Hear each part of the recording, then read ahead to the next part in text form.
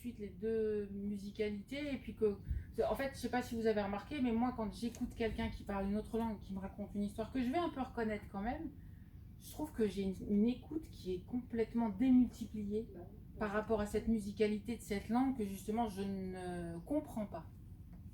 Et c'est pour ça que je voulais vous coller les deux, d'abord parce que les deux musicalités sont complètement différentes. En plus, moi je parle pas l'anglais couramment, hein, donc c'est des souvenirs, je sais même pas si j'ai tout bien prononcé. La musicalité sera pas aussi belle que quelqu'un qui parle anglais couramment, mais quand même, on sent bien justement qu'il ne s'agit pas de la même musicalité, mais les images et l'histoire restent la même. Donc je trouve ça intéressant.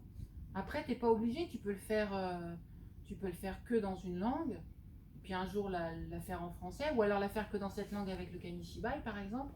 Mais tu as le livre, et le livre tu le lis en français parce qu'il est qu'en français par exemple, il est édité qu'en français. Et puis les enfants après peuvent faire le lien, après c'est comme on a envie je dirais. Tu vois ce que je veux dire? Il n'y a pas de, il y a pas de mode d'emploi. Par contre, il ne faut pas du tout que ça soit une langue inventée. Au mieux pas pour l'enfant. Bah, si tu inventes cette langue, ça